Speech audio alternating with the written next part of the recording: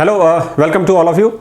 आज हम Hooke's law के कंसेप्ट को डेवलप करेंगे, है ना, और हुक्स लॉ के कंसेप्ट को डिस्कस करेंगे और फिर हम ये प्रॉब्लम सॉल्व करेंगे, है ना। ये नीट 2018 में ये प्रॉब्लम आई थी और ये नीट 2015 में ये प्रॉब्लम आई थी, है ना। और इसके अलावा एक और प्रॉब्लम है, नीट 1988 में ये क्वेश्चन आया था, है ना। इन तीनों प्रॉब्लम्स में बेसिकली क्या है कि कई तरह के रेशियो हमको दे रखे होते हैं, इसलिए इन प्रॉब्लम्स को कैसे हैंडल करना है, इतने सारे रेशियो को सही तरीके से बिना एरर किए कैसे हैंडल करना है, उसके लिए भी हम कुछ टिप्स देखेंगे और फिर इसको सॉल्व करेंगे, ठीक है। ओके,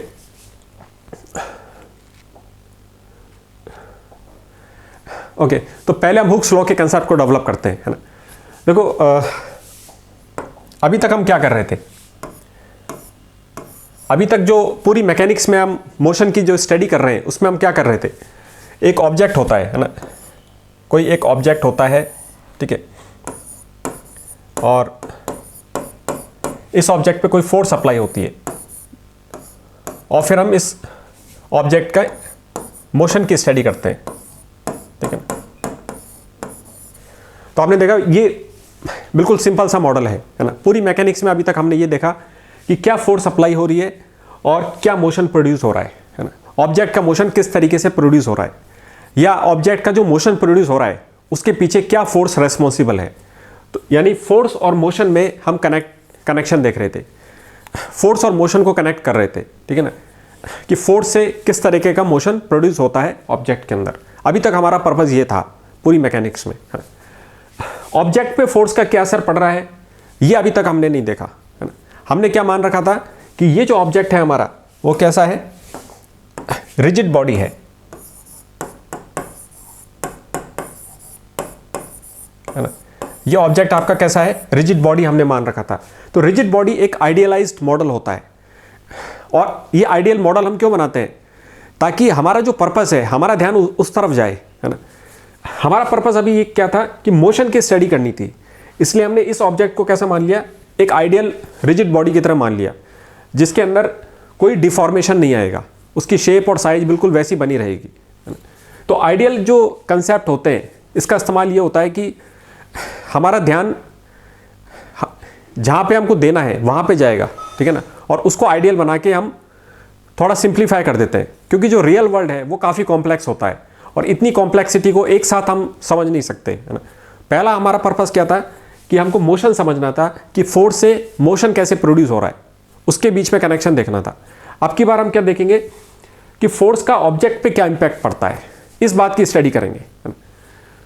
देखो, ऑब्जेक्ट को फोर्स झेलनी पड़ रही है, आप इसको इस तरीके से देखो कि जो फोर्स है अल्टीमेटली ऑब्जेक्ट पे अप्लाई होती है, तो ऑब्जेक्ट को वो फोर्स झेलनी पड़ती है, तो ऑब्जेक्ट पे क्या असर पड़ेगा इस बात की स्टडी करेंगे, है ना।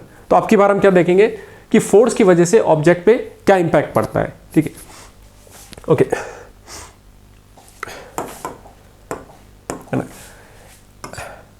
अगर कोई फोर्स अप्लाई होती है किसी ऑब्जेक्ट पे, ठीक है, अब की बार हम रिजिड बॉडी की जगह रियल बॉडी ले रहे हैं, और रियल बॉडीज में क्या हो सकता है, जो ऑब्जेक्ट्स हमारे आसपास होते हैं, है ना, और वाकई में उन पे फर्क पड़ता है, ठीक है ना, उन पे असर पड़ता है फोर्स का। क्या असर पड़ सकता है, ऑब्जेक्ट स्ट्रेच हो सकता है, ठीक है ना, खिंचाव आ सकता है उसके अंदर, या वो स्क्वीज हो सकता है ना, यानी पिचक सकता है, ठीक है ना। ऑब्जेक्ट पे फोर्स आप लगाओगे तो वो पिचक भी सकता है, ठीक है। ये सारी चीजें हमने देख रखी हैं, प्रैक्टिकल एक्सपीरियंस है ना, ये हम लाइफ में देखते रहते हैं ये सारी चीजें। ओके, और क्या हो सकता है, ऑब्जेक्ट ट्विस्ट हो सकता है, फोर्स अप्लाई करने से ऑब्जेक्ट ट्विस्ट हो सकता है, ठीक है, या बेंड हो सकता है, और अगर बहुत ज्यादा फोर्स हुई तो ब्रेक भी हो सकता है, ठीक है ना। तो आपने देखा कि रियल वर्ल्ड में जो ऑब्जेक्ट है उन पे वाकई में फोर्स का फर्क पड़ता है। कई बार हमको ये फर्क दिखाई नहीं देता क्योंकि ऑब्जेक्ट काफ़ी स्ट्रांग होता है और फोर्स इतनी नहीं होती, लेकिन बहुत ही स्ट्रांग ऑब्जेक्ट पे भी अगर फोर्स की वैल्यू को बढ़ा दिया जाए, अगर पत्थर के ऊपर भी हम बहुत हाई फोर्स लगाएंगे तो क्या होगा, पत्थर भी टूट जाता है ना, है ना। ये सारी चीज़ें हमने देख रखी है। ओके, अब हमको देखना क्या है कि इस बात को यहाँ पे स्टडी करनी है कि ऑब्जेक्ट के अंदर ये जो चेंजेस आ रहे हैं, ऑब्जेक्ट पे जो इम्पैक्ट पड़ रहा है, उसके लिए एक कंसेप्ट को डेवलप करना है ना। ओके, अब आप ये देखो कि ऑब्जेक्ट पे, अगर किसी ऑब्जेक्ट पे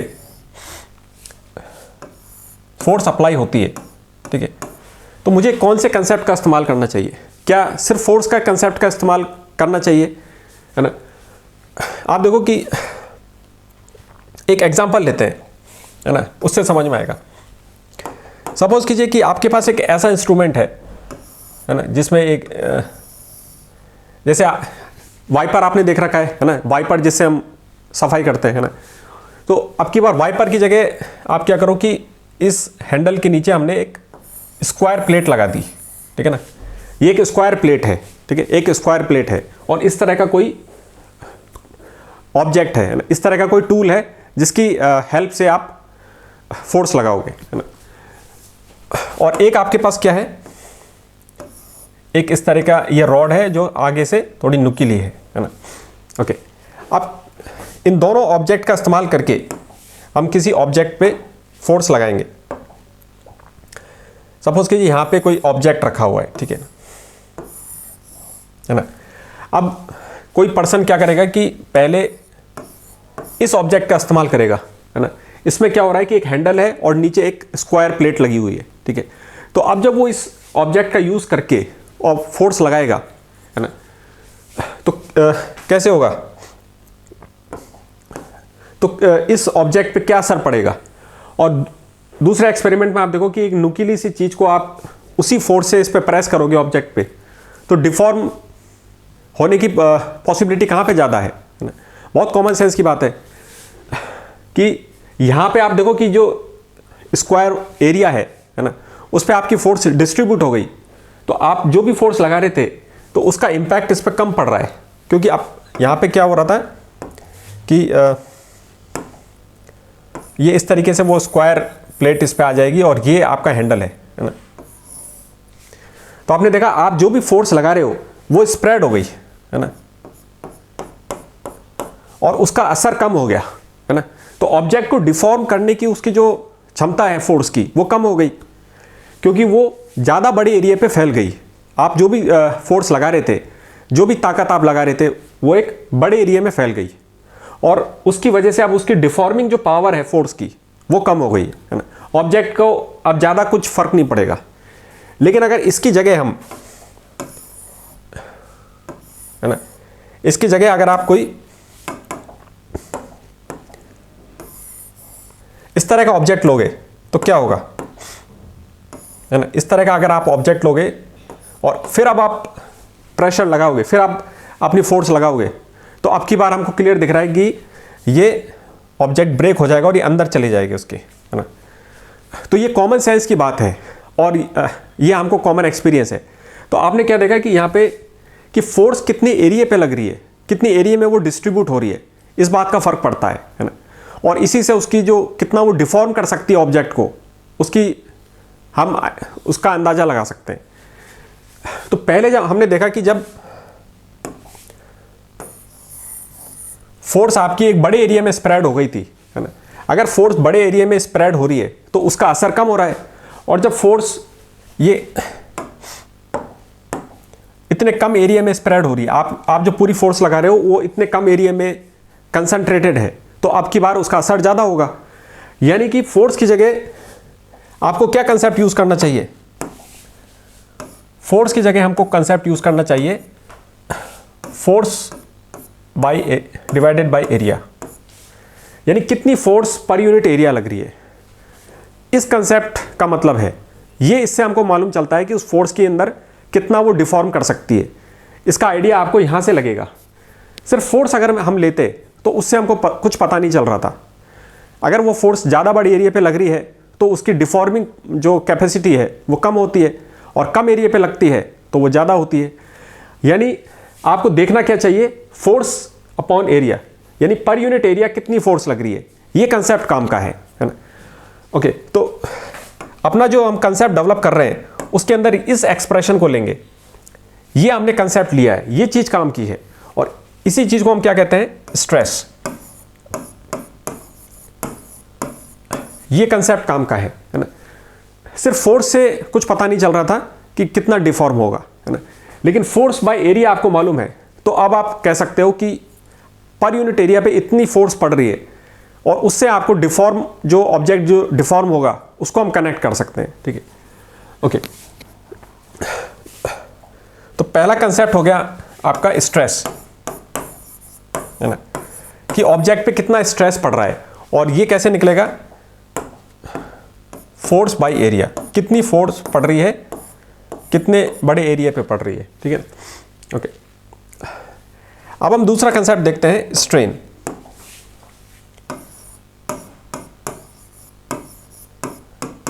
ठीक है ना, तो ऑब्जेक्ट पे क्या पड़ रहा है, स्ट्रेस पड़ रहा है, और उसकी वजह से ऑब्जेक्ट पे क्या इंपैक्ट पड़ेगा, उसके अंदर कुछ ना कुछ चेंजेस आएगा, है ना, उसकी कोई ना कोई डायमेंशन में फर्क पड़ सकता है, उसकी शेप चेंज हो सकती है, उसकी साइज चेंज हो सकती है।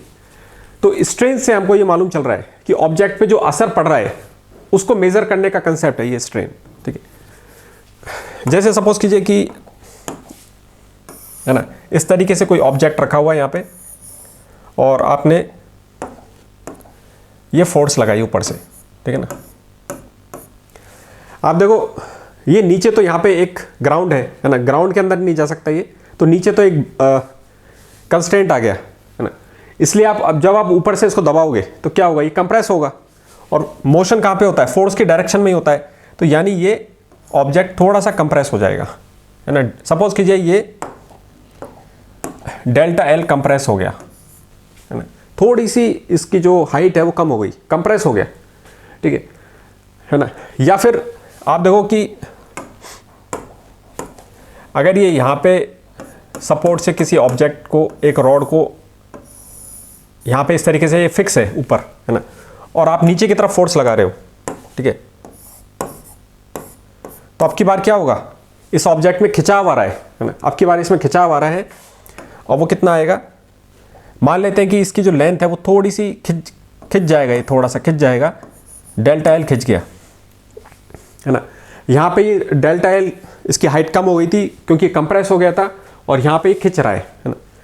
ओके, तो आपने देखा कि ये लेंथ में इसकी चेंज आ रहा है, यानी इसकी कोई ना कोई डायमेंशन में चेंज आ गया। ठीक है, यहाँ पे तो ये थोड़ा पिचक गया था और यहाँ पे खिंच गया है। ओके, तो किस चीज़ में चेंज आ रहा है, इसकी किसी ऑब्जेक्ट की किसी डायमेंशन में चेंज आ रहा है, और वो चेंज है डेल्टा एल, है ना। अब सवाल ये होता है कि क्या डेल्टा एल कंसेप्ट हमको यूज़ करना चाहिए, है ना, या हमको delta L upon L concept use करना चाहिए, है ना। इनमें से कौन सा कंसेप्ट हमको यूज़ करना चाहिए। आप देखो इसका एक एग्जांपल लेते हैं। सपोज कीजिए कि एक पर्सन है, ए है ना, ये पर्सन ए है, और इस पे 100 रुपये का टैक्स लगता है, ठीक है ना, और पर्सन बी है, इस पे भी 100 रुपये का टैक्स लगा, है ना।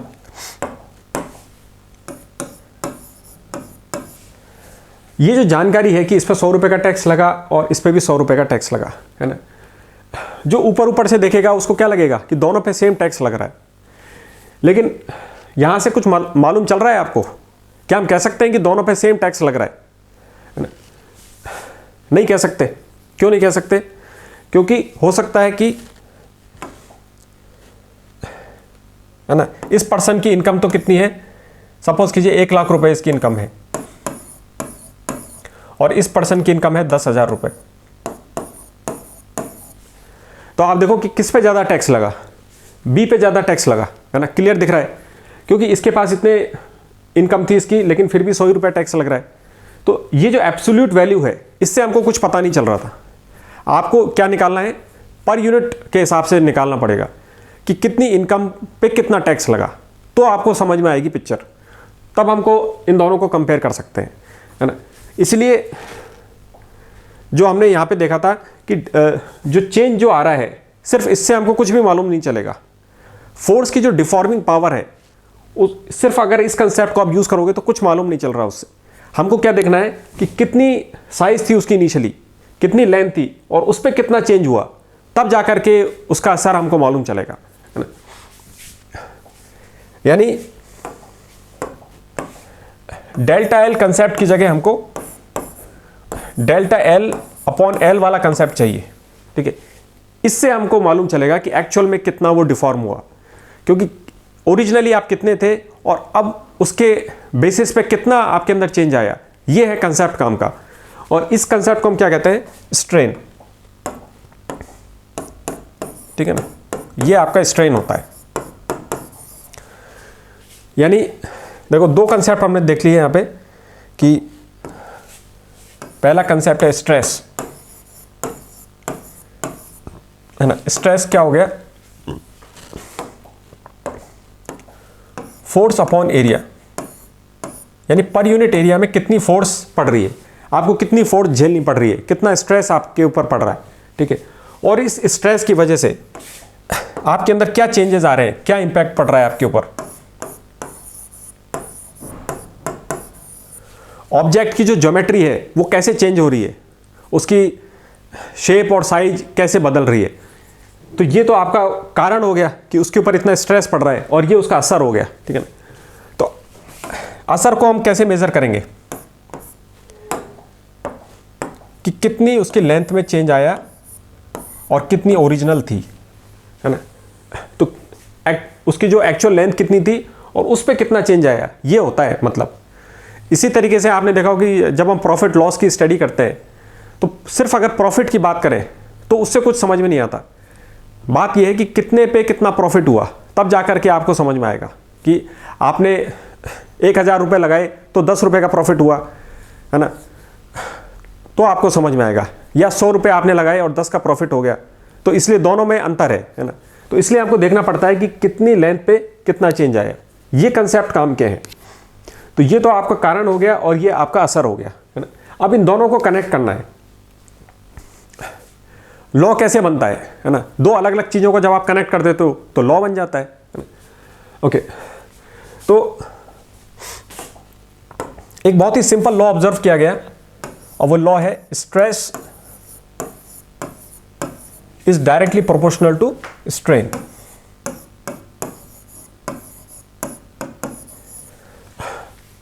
बहुत ही सिंपल और इंट्यूटिव लॉ दिख रहा है ना।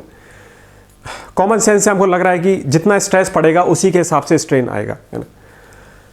तो ये जो लीनियर रिलेशनशिप है ना, इसमें देखो दो खास बातें हैं।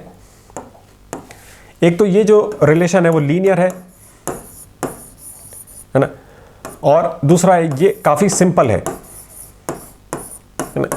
लीनियर का मतलब क्या होता है, लीनियर का मतलब होता है कि अगर कोई y x के प्रोपोर्शनल है ना, तो इसकी पावर 1 है तो इसकी भी पावर 1 होगी, दोनों की पावर 1 है, ठीक है ना। ये लीनियर का मतलब होता है। जिस तरीके से ये बढ़ रहा है उसी तरीके से ये बढ़ेगा, ठीक है ना। लेकिन सपोज कीजिए अगर ऐसे होता y is proportional to x square, तो फिर ये लीनियर नहीं होता, इसको फिर हम लीनियर नहीं कहेंगे, ये थोड़ा सा कॉम्प्लेक्स हो गया, ठीक है ना। तो यहाँ पे जो रिलेशन ये है स्ट्रेस और स्ट्रेन के बीच में, वो कैसा है, लीनियर है, और बहुत ही इसलिए वो बहुत सिंपल है ना। ओके, अब ये चीज़ हमको कैसे मालूम चली, ये रिलेशन कैसे मालूम चला, रियल ऑब्जेक्ट कैसे बिहेव करते हैं, ये हम अपने मन से सोच के नहीं बता सकते, है ना। जरूरी नहीं है कि वो इस तरीके से लीनियर रिलेशन होता उसमें, है ना। तो ये हमको कैसे मालूम चला, हमको एक्सपेरिमेंट करने से मालूम चला। अलग अलग मटेरियल के साथ हमने एक्सपेरिमेंट किया और ये पाया कि in a wide range of materials, हर कई तरह के मटेरियल्स या अधिकतर तरह के मटेरियल्स इस रिलेशन को शो करते हैं, है ना। ओके, ये हमको कहां से मालूम चला, एक्सपेरिमेंट करके। बहुत सारे हमने एक्सपेरिमेंट किए और कई तरह के मटेरियल्स के साथ किए, इन अ वैरायटी ऑफ मटेरियल्स। कई तरह के आपने मटेरियल्स लिए और सबके साथ आपने ये एक्सपेरिमेंट किया, ठीक है ना। आपने देखा कि जो स्ट्रेस पड़ रहा है और जो स्ट्रेन बॉडी में प्रोड्यूस हो रहा है, इन दोनों के बीच में एक बहुत ही सिंपल और लीनियर रिलेशन आता है ना। ये हमको सिंपल और लीनियर रिलेशन कब देखने को मिलता है? जब जो डिफॉर्मेशन होता है वो स्मॉल डिफॉर्मेशन होते हैं, फॉर स्मॉल डिफॉर्मेशंस, ठीक है ना। जब डिफॉर्मेशन आपका कम है, यानी बहुत ज़्यादा डिफॉर्मेशन नहीं, तब ये रिलेशन नहीं रहेगा, फिर वो नेचर बहुत जल्दी कॉम्प्लेक्स हो जाता है। तो ये जो सिंपल रिलेशन है ये सिर्फ एक रेंज में अप्लाई होता है, जब आपका जो डिफॉर्मेशन है ऑब्जेक्ट में वो एक रेंज में हो, थोड़ा कम हो, है ना, तो ये रिलेशन आपका रहता है। स्मॉल डिफॉर्मेशन होना चाहिए, ठीक है। और जब स्मॉल डिफॉर्मेशन रहता है तो फिर कंप्रेस और स्ट्रेच इन दोनों में भी ज़्यादा अंतर नहीं होता, दोनों को सेम पाया गया है ना। एक और बात है यहाँ पे कि अगर आप, है ना, डिफॉर्मेशन अगर आपके स्मॉल है तो एक्सपेरिमेंट से ये पाया गया कि अगर किसी ऑब्जेक्ट को आप स्ट्रेच करते हो, है ना, अगर मैं इस ऑब्जेक्ट को इस तरीके से फोर्स लगा के स्ट्रेच करूं, या मैं इस ऑब्जेक्ट को कंप्रेस करूं, इस तरीके से फोर्स लगा के कंप्रेस करें अपन, या नीचे अगर सपोर्ट है तो ऊपर से कंप्रेस करें, तो कंप्रेशन और ये जो स्ट्रेच है ना, इसको हम क्या कहते हैं? टेंसाइल स्ट्रेस कहते हैं। जब आप खींच रहे हो किसी चीज को तो इस स्ट्रेस को हम क्या कहते हैं? Tensile stress. ये टेंसाइल स्ट्रेस हो गया, आपका टेंशन डेवलप हो रही है। और जब कोई ऑब्जेक्ट कंप्रेस होता है तो उसको हम कहते हैं कंप्रेसिव स्ट्रेस,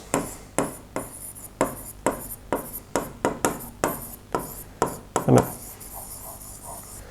तो ये पाया गया है कि दोनों तरह की जो स्ट्रेस है वो सेम बिहेवियर शो करते हैं अगर आपके डिफॉर्मेशन स्मॉल है तो, ठीक है ना।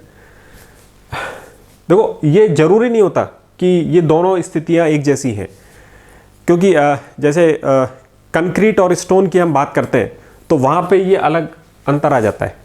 उनमें कंप्रेशन को झेलने की तो क्षमता होती है, लेकिन टेंशन को झेलने की क्षमता नहीं होती, ठीक है। तो ये ऑब्जेक्ट के नेचर पे डिपेंड करता है।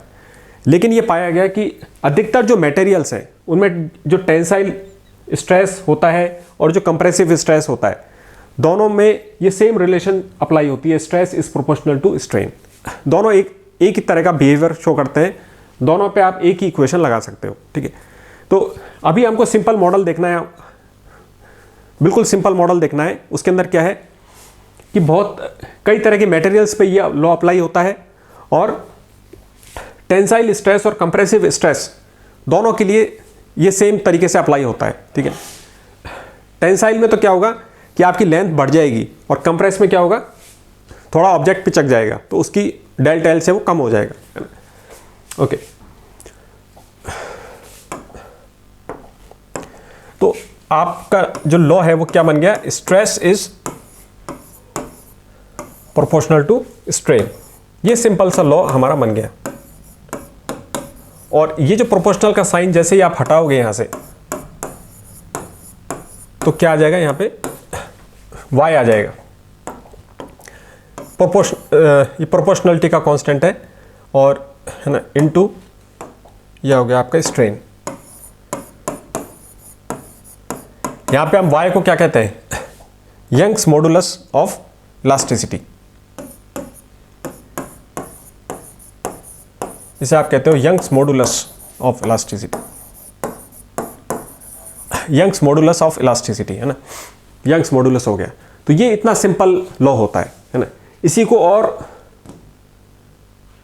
मैथमेटिकल एक्सप्रेशन में कैसे लिखेंगे? स्ट्रेस हमने देखा था क्या होता है? Force upon area. ये हो गया आपके बराबर यंग्स मॉडुलस। स्ट्रेन क्या होता है? अभी हमने देखा था स्ट्रेन का कंसेप्ट होता है चेंज इन लेंथ, कितनी लेंथ पे ये चेंज आया है। तो ये आपका एक्सप्रेशन बन गया। ये जो पूरा रिलेशन है इसको हम क्या कहते हैं? हुक्स लॉ, है ना। इसी चीज को आप हुक्स लॉ कहते हो, ठीक है ना, ओके, है ना। दोबारा देखते हैं इसको। देखो क्या है आपका expression? Force upon area is equal to Young's modulus into strain, है ना, ये है आपका एक्सप्रेशन। इसका इस्तेमाल करना है हमको। ये आपका स्ट्रेस हो गया, है ना, ये स्ट्रेस है, स्ट्रेस को हमने स्ट्रेन से कनेक्ट कर दिया, ठीक है ना। ये तो क्या है, क्या असर पड़ा ऑब्जेक्ट पे, है ना, ये असर पड़ रहा है और ये फोर्स पड़ रही है। फोर्स किस हिसाब, कितने प्रेशर से पड़ रही है पर यूनिट एरिया आपके, है ना। तो इतना अगर स्ट्रेस आपके पड़ता है तो इतना स्ट्रेन हो गया। और ये जो चीज़ है वाई, ये यंग्स मॉडुलस है जो कि डिपेंड करता है नेचर ऑफ द मटेरियल।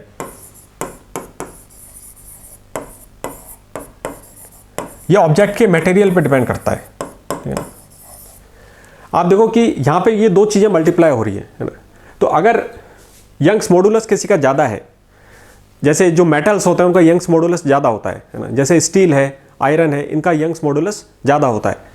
तो अगर ये नंबर ज़्यादा है तो इसको कम होना पड़ेगा। यानी कि अगर आपका यंग्स मॉडुलस ज़्यादा है तो आपके अंदर कम स्ट्रेन प्रोड्यूस होगा, है ना, ठीक है ना। अगर देखो एक स्ट्रेस आपका, किसी एक पर्टिकुलर स्ट्रेस आपके ऊपर पड़ रहा है और अगर आपका यंग्स मॉडुलस ज़्यादा है तो ये नंबर ज़्यादा हो गया, तो दूसरा ये जो प्रोडक्ट का जो दूसरा नंबर है इसको कम होना पड़ेगा, है ना। यानी आपका यंग्स मॉडुलस अगर ज़्यादा है तो कम स्ट्रेन आपके अंदर आएगा, ठीक, ये मतलब है। तो अब इस एक्सप्रेशन को इस्तेमाल करना है ना। ओके, इसके आधार पे हम ये प्रॉब्लम सॉल्व करेंगे, ठीक है। अब क्वेश्चन में क्या होता है, बेसिकली कई तरह के रेशियो आपको मिल जाएंगे। फोर्स का भी रेशियो दे रखा हो सकता है, एरिया का भी, दो ऑब्जेक्ट अलग अलग होंगे तो दोनों का एरिया में भी रेशियो आ जाएगा। यंग्स मॉडुलस के अंदर भी रेशियो हो सकता है, डेल्टा एल के अंदर भी हो सकता है, एल के अंदर भी हो सकता है। तो कई तरह के रेशियो हो जाते हैं। तो इसको हमको कैसे हैंडल करना है वो देखते हैं, है ना, और फिर हम प्रॉब्लम सॉल्व करेंगे, ठीक है। ओके, आइए आप प्रॉब्लम सॉल्व करते हैं, है ना। ये तीनों क्वेश्चन सॉल्व करते हैं। ये जो सारी प्रॉब्लम्स है इनमें देखो बेसिकली क्या हो रहा है कि दो ऑब्जेक्ट्स को कंपेयर किया जाएगा, है ना। दो ऑब्जेक्ट्स को कंपेयर किया जाएगा और उनके बारे में जो चीज़ें हैं, जैसे एरिया है, फोर्स है, उनका यंग्स मॉडुलस हो सकता है, इन सब के बीच में जो आपको डेटा दे रखा है वो रेशियो के फॉर्म में दे रखा है ना। तो कई तरह के रेशियो आपको यहाँ पे दिखेंगे, है ना। तो इतने सारे ये जो रेशियो है इसको माइंड में रखना और फिर उसको सही तरीके से अप्लाई करना, ये आसान नहीं होता और एरर होने के चांसेस रहते हैं। इसलिए मैं ये रिकमेंड करूँगा कि इसको आप मन में सॉल्व नहीं करें। क्वेश्चन तो आसान है, क्वेश्चन सिंपल है, लेकिन क्या होगा कि जब हम इसको आसान चीज़ को जब हम और जल्दबाजी करने की कोशिश करते हैं तो गलती हो जाती है। किसका रेशियो कहाँ पे रखना है, किसका ऊपर आएगा नीचे आएगा, तो इसमें बहुत हो सकती है, मिसमैच हो सकता है ना। तो इसके लिए हमको क्या अप्रोच अप्लाई करनी चाहिए। आप देखो बेसिकली हमको करना क्या है ना, ये रिलेशन अप्लाई करना है हुक्स लॉ का, stress is equal to Young's modulus into strain, है ना। ये सिंपल सा रिलेशन आपको अप्लाई करना है। अब जो क्वेश्चन में आपको क्या दे रखा होगा कि दो ऑब्जेक्ट दे रखे हैं और दोनों के बीच में आपको उनका डेटा दे रखा है ना। पहले जिस ऑब्जेक्ट की बात होती है, क्वेश्चन में जिस ऑब्जेक्ट की बात पहले होती है वो फर्स्ट ऑब्जेक्ट हो गया आपका, और उसके बाद कौन सा आएगा, जिसकी बात बाद में हो रही है वो आपका सेकंड ऑब्जेक्ट हो गया, है ना। तो इनके बीच में आपको रेशियो दे रखे होते हैं, जैसे कि, है ना, फर्स्ट ऑब्जेक्ट पे कितनी फोर्स लग रही है तो उसका आपने रेशियो यहाँ पे इस तरीके से लिख दिया, ठीक है ना। फिर ये एरिया का रेशियो आ जाएगा कि ऑब्जेक्ट 1 का क्रॉस सेक्शन एरिया कितना है और सेकंड ऑब्जेक्ट का एरिया ऑफ क्रॉस सेक्शन कितना है, उनके बीच में क्या रेशियो है उसको आपने यहाँ पे लिख लिया। दोनों का जो यंग्स मॉडुलस है उनके बीच में क्या रेशियो है, ठीक है ना, कितना चेंज आया उनमें, उसका रेशियो क्या है और लेंथ का रेशियो क्या है। तो इस तरीके से आप एक टेबल अगर बना लोगे, है ना, तो बहुत आसान हो जाएगा, ठीक है। इतने सारे रेशियो को हम अपने दिमाग में नहीं रख पाएंगे, ठीक है ना। बार बार आपको देखना पड़ेगा कि कहाँ पे क्या रखना है। तो इसलिए क्या है कि एग्ज़ाम में आपको थोड़ी बहुत जगह मिलती है ना, तो वहाँ पे अगर आप इस तरीके से टेबल बना लोगे तो फिर उसको वहाँ बहुत आसान हो जाएगा अप्लाई करना, ठीक है। ओके, इस क्वेश्चन में देखते हैं हम कैसे इस अप्रोच को अप्लाई करेंगे। इसके बाद हम इसको एक और स्टाइल से सॉल्व करेंगे, है ना। तो पहली स्टाइल ये है कि इस स्टाइल में क्या है कि दोनों ऑब्जेक्ट के बारे में जो जानकारी दे रखी है उनके रेशियो को हम इस तरीके से टेबल की फॉर्म में लिखेंगे और फिर आसानी से हम इसको सॉल्व कर लेंगे, ठीक है। ओके, आप देखो इस क्वेश्चन से समझते हैं ना कैसे करना है। यहां पे आपको दे रखा है कि 2 wires are made of the same material, दोनों सेम मटेरियल के बने हुए हैं, है ना। यानी आपको क्या चीज मालूम चली, है ना, 2 वायर्स हैं, ठीक है ना। तो ये फर्स्ट वायर है और ये सेकंड वायर है, ठीक है ना। दोनों की आपने टेबल बना ली। अब पहला कंसेप्ट आपको क्या दे रखा है कि जैसे आपने पढ़ा यहां पे 2 wires are made of the same material, दोनों सेम मटेरियल के बने हुए हैं, यानी कि दोनों का यंग्स मॉडुलस सेम होगा, क्योंकि यंग्स मॉडुलस डिपेंड करता है नेचर ऑफ द मटेरियल पे। अब दोनों का मटेरियल सेम है तो दोनों का यंग्स मॉडुलस कैसा होगा, सेम होगा, ठीक है। यानी आपने पहला अपना डेटा लिख लिया कि यंग्स मॉडुलस दोनों का सेम है, यानी इसका 1 है तो इसका भी 1 होगा, 1:1 का रेशो आ गया, ठीक है ना। ये यंग्स मॉडुलस हो गया। अब देखो और आगे पढ़ते हैं, and have the same volume, दोनों की वॉल्यूम सेम है ना, वॉल्यूम सेम है। अब आप देखो कि किसी ऑब्जेक्ट की जो वॉल्यूम होती है, वायर की वॉल्यूम कैसे आप निकालोगे, ये अगर एरिया ऑफ क्रॉस सेक्शन है और ये लेंथ है तो वॉल्यूम कितनी हो जाएगी, एरिया इंटू लेंथ, है ना। ये वॉल्यूम हो जाती है ना। ये वॉल्यूम सेम है, दोनों वायर्स की वॉल्यूम सेम दे रखी है आपको, ठीक है। आप देखो the first wire has cross sectional area A, तो पहले वायर का जो क्रॉस सेक्शनल एरिया है वो ए है ना, और दूसरे का जो क्रॉस सेक्शनल एरिया है दूसरे वायर का वो 3a है ना। अब इन दोनों की वॉल्यूम को मेरे को सेम करना है, तो क्या होना चाहिए, अगर ये जो दूसरा वायर है जिसकी 3a एरिया है, अगर इसकी लेंथ को मैं 1 मानूं तो मल्टीप्लाई होकर कितना आ रहा है, एरिया इंटू लेंथ 3a आ रहा है ना। तो पहले वायर की लेंथ कितनी हो जानी चाहिए, अगर इसकी लेंथ 1 है तो उसकी कितनी हो जानी चाहिए, 3 हो जानी चाहिए। तो दोनों का रेशो आ गया ना। आप देखो एरिया का रेशो तो मेरे को यहां से दिख रहा है कि पहले वायर का एरिया है a और दूसरे वायर का एरिया है 3a, यानी उनका एरिया के बीच में रेशो आ गया। अगर पहले वाले का 1 है तो इसका 3 टाइम्स है। ओके, तो आपने एरिया के बीच में भी रेशो लिख लिया कि पहले वायर का अगर एरिया 1 है तो दूसरे का कितना दे रखा है, 3a, यानी 3 टाइम्स 1:3 आ गया। अब इनकी लेंथ के बीच में क्या रेशो आ जाएगा, आप देखो इन दोनों की वॉल्यूम आपको सेम रखनी है ना। तो अगर वॉल्यूम सेम रखनी है तो इसका एरिया 3 टाइम्स था, है ना। तो इसकी लेंथ को 1 कर देते हैं और इसकी लेंथ को 3 टाइम्स कर देते हैं। अब आप देखो एरिया इंटू लेंथ दोनों का सेम आ जाएगा, है ना, क्योंकि वॉल्यूम सेम दे रखी है आपको। तो इस तरीके से आपने एरिया का रेशो लिख लिया और यहाँ से जो जानकारी हमको दे रखी थी कि वॉल्यूम सेम है, वहाँ से हमने लेंथ का भी रेशो निकाल लिया, ठीक है ना। पहला वायर यानी उससे 3 टाइम्स है, 3:1 का रेशो आ गया। बहुत ही सिंपल अर्थमेटिक से, सिंपल मैथ का यूज करके आप ये रेशो निकाल लिया आपने लेंथ का, ठीक है। और देखते हैं आगे क्या दे रखा है इसमें, है ना। अब आगे लिखा हुआ है कि if the length of the first wire is increased by delta L, पहले वायर में कितना चेंज आ गया लेंथ पे, डेल्टा एल चेंज आ गया। On the application on applying a force F, है ना, एफ फोर्स आपने उस पर अप्लाई की और इतना चेंज आ गया डेल्टा एल, ठीक है। अब आपसे क्या पूछा गया क्वेश्चन में, how much force is needed to stretch the second wire, कितनी फोर्स लगाएं दूसरे वायर पे कि उसमें भी इतना ही स्ट्रेच हो जाए, यानी सेम अमाउंट से स्ट्रेच हो जाए। यानी आपको एक और चीज मालूम चल गई कि ये जो स्ट्रेच है डेल्टा एल ये भी दोनों में सेम है, यानी इसका भी रेशियो कितना हो जाएगा, 1:1 हो जाएगा। तो एक चीज और आपको मालूम चल गई यहाँ पे कि जो डेल्टा एल का जो रेशियो है दोनों में सेम स्ट्रेच की बात हो रही है, यानी 1:1 आ गया, ठीक है। ये सारी चीजें मालूम चल गई। अब एक फोर्स बच रहा है, ठीक है ना। तो फोर्स, एक पहले की फोर्स हमको क्या दे रखी है, एफ दे रखी है, तो और है ना, और हमसे पूछा गया कि तो दूसरे वायर पे कितनी फोर्स लगाएं, है ना, कितनी फोर्स लगाएं उस पर। तो वो मान लेते हैं हम, अभी हमको मालूम नहीं तो मान लेते हैं कि एफ डैश फोर्स लगाएंगे, ठीक है ना। तो इस तरीके से देखना, आपने ये टेबल बना ली, अब इससे बहुत आसान हो जाएगा काम करना। फोर्स हमको मालूम नहीं थी, यही तो निकालना है फोर्स, तो फोर्स की तो हमने वैल्यू निकाल दी, रख दी है ना।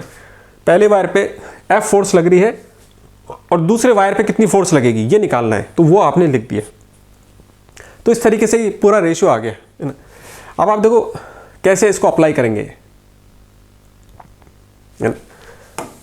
अब हमको क्या फॉर्मूला अप्लाई करना है, आपको अप्लाई करना है F/A is equal to Y into delta L upon L, है ना। बिल्कुल ये अप्लाई करना है। अब देखो क्योंकि रेशियो की बात हो रही है, क्योंकि हर जगह रेशियो की बात हो रही है, तो फिर रेशियो के फॉर्म में ही काम करते हैं। आपको एक्चुअल करने की ज़रूरत नहीं है, सीधे ये जो रेशियो का डेटा है ना, इसी डेटा को यहाँ पे डाल के और आंसर आ जाएगा। देखो कैसे आएगा, पहले वायर के लिए अप्लाई करते हैं इस फॉर्मूले को, इसी एक्सप्रेशन को पहले वायर के लिए अप्लाई करते हैं। तो पहले वायर की फोर्स कितनी है, F है, उसका एरिया कितना है, 1 है, तो आपने यहाँ 1 लिख दिया, ठीक है ना।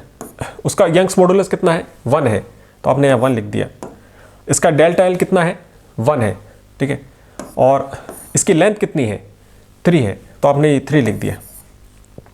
तो आपने देखा कि F की वैल्यू कितनी आ गई, 1/3 आ गई, ठीक है ना। आ गया ये चीज़, है ना।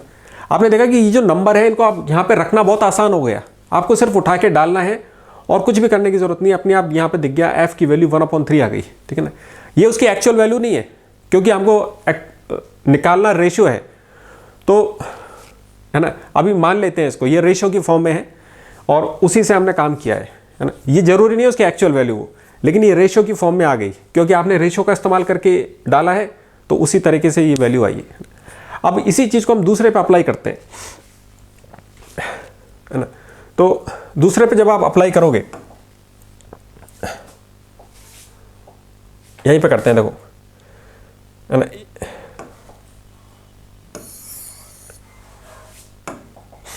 एक चीज़ आपको यहाँ अभी हमने निकाल ली कि F की वैल्यू कितनी आ गई थी, 1/3 आ गई थी, है ना। अब दूसरे पे अप्लाई करते हैं, दूसरे वायर पे इसी फॉर्मूले को दूसरे पे अप्लाई करना है ना।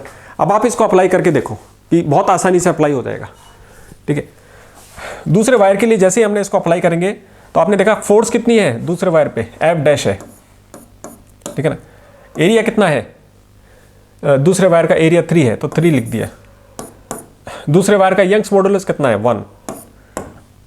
चेंज इन लेंथ कितना है, 1, और लेंथ कितनी है, 1, ठीक है। तो ये सब आ गया, है ना। तो F' की वैल्यू कितनी आ गई, 3 आ गई आपके पास, ठीक है ना। तो ये दोनों आपने निकाल लिया, F' की वैल्यू 3 आ गई और F की वैल्यू 1/3 आ गई। अब हमको क्या करना है ना। अब आपको क्या करना था, रेशियो निकालना था ना, तो F/F' निकालना है आप, ठीक है। ये निकालना था। F की वैल्यू कितनी आई, आप देखो 1/3 आई और F' की वैल्यू 3 आ गई, तो आपने यहाँ लिख दिया F की वैल्यू 1/3 लिख दी और यहाँ पे F' की वैल्यू लिख दी 3, ठीक है ना। अब इस रेशियो में से नीचे ये जो अपॉन में 3 आ रहा है, इसको हटाने के लिए आप क्या करोगे, दोनों तरफ 3 से मल्टीप्लाई कर दो, है ना। यहाँ पे 3 से मल्टीप्लाई करोगे तो कितना आ जाएगा, ये 1 आ जाएगा और ये कितना हो जाएगा, 9 हो जाएगा। तो आप देखो ये रेशियो आ गया F/F', है ना। यानी इसका मतलब क्या हुआ, देखो, यानी F/F', इसकी वैल्यू हो गई 1/9, है ना। ये हो गया, यानी F' की वैल्यू कितनी हो गई, आप देखो F' ऊपर चला जाएगा और 9 इधर मल्टीप्लाई हो जाएगा, तो ये 9 टाइम्स हो गई, यानी 9F आपका आंसर आ गया, ठीक है ना। यहाँ पे दिख रहा है ना आपको, यहाँ से भी दिख रहा है क्लियरली, ये भी करने की जरूरत नहीं है, आपको दिख रहा है यहाँ से कि ये जो फोर्स है, आपको यहाँ पे दिख रहा है कि अगर ये जो पहले वायर पे जो फोर्स है, अगर वो 1 है, तो F' कितना हो जाएगा, उसके 9 टाइम्स हो जाएगी, उसके 9 टाइम्स हो जाएगी। ये इस नंबर से आपको हमको यहाँ पे दिख रहा है, यानी F' की वैल्यू कितनी हो गई, ये F के 9 टाइम्स है, इधर 9 नंबर है तो 9 टाइम्स है ये F के, ये चीज़ आ गई। रेशियो को पढ़ना आना चाहिए आपको, है ना। यहाँ पे नंबर लिखा हुआ है 1 और यहाँ पे 9 है, यानी कि उससे 9 टाइम्स ज़्यादा है, ठीक है ना। तो एफ डैश की वैल्यू क्या आ गई, F dash is equal to 9f, ठीक है। ये आपका आंसर हो गया, है ना। तो ये आपका आंसर हो गया। देखो अब इस अप्रोच से फायदा क्या हुआ कि आपको बार बार देखो डेटा वहां से पढ़ने की जरूरत नहीं है, क्योंकि इस डेटा को मैं बार बार पढ़ूंगा, बार बार दिमाग में रखूंगा तो गलतियां हो सकती हैं। आपने एक टेबल बना ली और यहाँ पे आपने इन नंबरों को उठा उठा के डाल दिया बस, है ना। पहले वायर पे आपने अप्लाई किया और उससे f की वैल्यू 1/3 आ गई, दूसरे वायर पे अप्लाई किया तो वहाँ से f डैश की वैल्यू 3 आ गई, फिर दोनों का रेशियो ले लिया आपने, ठीक है, और रेशियो को सिंप्लीफाई कर लिया और वहाँ से आपके पास आंसर आ गया 1:9। यानी f अगर 1 है तो f डैश कितना है, 9 है, उसके 9 टाइम्स है, ठीक। ओके, अब एक और अप्रोच से हम अप्लाई करते हैं इसको। एक और तरीका मैं आपको बताता हूँ इसको कैसे सॉल्व करना है, ठीक है। ओके, अब की बार हम क्या करेंगे कि ये जो हमारा फॉर्मूला था f/a, ठीक है ना, इज इक्वल टू y, है ना, into delta L upon L। देखो अगर मैं इसको पहले वायर के लिए लिखता हूं, है ना, इस इक्वेशन को आप पहले वायर के लिए लिखोगे, फिर इसी इक्वेशन को दूसरे वायर के लिए लिखोगे, और दोनों को कंपेयर करने के लिए हम क्या करते हैं, अक्सर दोनों इक्वेशन को डिवाइड करते हैं। तो जैसे ही जब आप डिवाइड करोगे ना दोनों इक्वेशन को, तो उस पूरी इक्वेशन में क्या आएगा, फोर्स से डिवाइड हो जाएगी, एरिया से डिवाइड हो जाएगा, यंग्स मॉडुलस दूसरे वाले यंग्स मॉडुलस से डिवाइड हो जाएगा। इसी तरीके से आपने देखा कि सारे जो वेरिएबल्स हैं वो दूसरे वायर के वेरिएबल से डिवाइड हो रहे हैं। यानी इसी एक्सप्रेशन को मैं ऐसे लिख सकता हूं यहां पे कि फोर्स का फैक्टर, ठीक है ना, ये फोर्स का फैक्टर आ जाएगा यहां पे डिवाइडेड बाय एरिया का factor is equal to Young's modulus का फैक्टर, और ये आपका डेल्टा एल का फैक्टर, यानी डिवाइड करने के बाद क्या नंबर आया है, ठीक है ना, वो चीज़ अभी आपको समझ में आ जाएगा, लेंथ का फैक्टर, ठीक है ना। यहाँ पे ये यानी आपने ये जो रिलेशन था इसको इस फॉर्म में कन्वर्ट कर लिया है। यहाँ पे दोनों का कंपैरिजन एक साथ हो गया एक इक्वेशन में, ठीक है ना। इसी एक्सप्रेशन को आपने इसमें कर लिया, यहाँ पे दोनों का कंपैरिजन हो रहा है, ठीक है। कैसे कंपैरिजन हो रहा है, यहाँ पे आप देखो इस क्वांटिटी का मतलब क्या है, इसका मतलब ये है कि ये जो नंबर है आपका, है ना, ये जो नंबर है फोर्स का फैक्टर, इसका मतलब क्या हुआ, पहले वायर पे जो फोर्स लगी और डिवाइडेड बाय दूसरे वायर पे जो फोर्स लगी, ये मतलब है इसका, ठीक है ना। एरिया का जो फैक्टर है इसका क्या मतलब हुआ, यहाँ पे पहले वायर का जो एरिया है डिवाइडेड बाय दूसरे वायर का जो एरिया है। इस तरीके से सारे वेरिएबल्स में ऐसे ही हो रहा है, दोनों एक अपने दूसरे वाले ऑब्जेक्ट के उस वेरिएबल से डिवाइड हो रहे हैं, और वही आपको यहाँ पे लिखना है ना। तो है ना, आपका फॉर्मूला क्या बन गया, फोर्स बिल्कुल वही फॉर्मूला है जो है आपका पहले वाला, बस हर जगह ये फैक्टर की फॉर्म में आ गया, मतलब दोनों को आपने पहले ही डिवाइड कर दिया, Young's modulus factor into delta L factor upon या इधर लेंथ फैक्टर, ठीक है ना। अब हम इसमें अप्लाई करते हैं। आप देखो क्वेश्चन में क्या लिखा हुआ है, क्वेश्चन को पढ़ के फिर इसको सॉल्व करते हैं, है ना, इस फॉर्मूले से। अब की बार हम इस फॉर्मूले को अप्लाई करते हैं, force factor divided by area factor is equal to Young's modulus factor और चेंज इन लेंथ फैक्टर, और ये आपका लेंथ फैक्टर हो गया, ठीक है ना, जिसमें ये सब पहले दोनों ऑब्जेक्ट के डिवाइड हो रखे हैं, है ना। ओके, अब आप देखो यहाँ पे क्या लिखा हुआ है, जब आपने इसको पढ़ा, जैसे जैसे आपको जानकारी मिली, यहाँ पे आपको मिली जानकारी 2 wires are of made of same material, दोनों सेम मटेरियल के बने हुए हैं, यानी कि दोनों का यंग्स मॉडुलस सेम है, तो दोनों को डिवाइड करोगे तो क्या आएगा, 1 आएगा। यानी आपको पहला नंबर मिल गया, आपका YF की वैल्यू मिल गई, ये 1 हो गया, क्योंकि क्वेश्चन में क्या लिखा हुआ था कि दोनों सेम मटेरियल के हैं, तो दोनों का यंग्स मॉडुलस सेम होगा, और दोनों को जब आप डिवाइड करोगे एक दूसरे से तो क्या नंबर आएगा, 1 आएगा, है ना। आपने ये लिख दिया और आपने आगे पढ़ा क्वेश्चन कि the first wire has cross section area A, है ना। पहले का एरिया है ए और दूसरे वाले का एरिया है 3a, यानी पहले को जब आप दूसरे से डिवाइड करोगे तो क्या नंबर आ रहा है। पहला हमेशा ध्यान रखना है यहाँ पे, पहला और दूसरा कौन सा है ना। तो इस बात का बहुत प्रॉपर्ली ध्यान रखना है। पहला वो होता है जिसका जिक्र पहले हुआ है, ठीक है, और दूसरा वो होता है जिसके बारे में बात बाद में हो रही है। यानी पहला अगर आपका 1 है तो दूसरा 3 है, तो 1 को 3 से डिवाइड करेंगे तो कितना फैक्टर आ गया, 1/3 आ गया। तो एरिया का फैक्टर आपने लिख दिया यहाँ पे, है ना। ऊपर तो फोर्स का फैक्टर आएगा, नीचे जो एरिया का फैक्टर वो आपने लिख दिया 1/3, ठीक है ना। ये 1/3 लिख दिया आपने, ठीक है। और देखते हैं आगे क्या लिखा हुआ है। इन दोनों की जो सेम वॉल्यूम है, वॉल्यूम सेम है ना।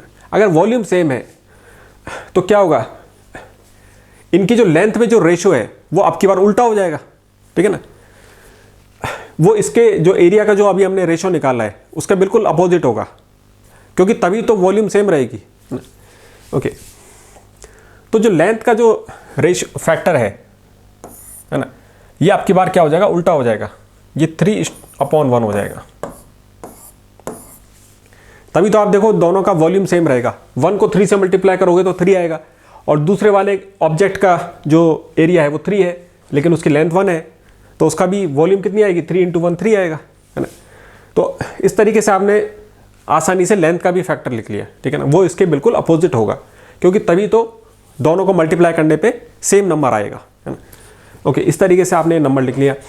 अब और क्या दे रखा है आपको, और आपको दे रखा है कि, है ना, फर्स्ट वायर इंक्रीज हुआ बाय डेल्टा एल, और दूसरा वायर को किससे इंक्रीज करना है, बाय द सेम अमाउंट। यानी जो चेंज इन लेंथ है वो भी दोनों का सेम है, तो उसका फैक्टर कितना हो जाएगा, पहले वाले को दूसरे से डिवाइड करोगे तो कितना आएगा, जब दोनों सेम है तो कितना आएगा, 1 आएगा, है ना। तो यानी ये जो डेल्टा एल है दोनों का सेम है, delta L upon delta L आप करोगे तो ये फैक्टर कितना आ गया, 1 आ गया। तो 1 नंबर को यहाँ लिखना है, ये 1 आ गया आपका, ठीक है। अब फोर्स का फैक्टर यहाँ पे ये छोड़ दो नंबर, ये पूछा है आपसे, ठीक है। अब ये कैलकुलेट करना है, ठीक है, ठीक है। आप देखो कैसे कैलकुलेट हो रहा है ये,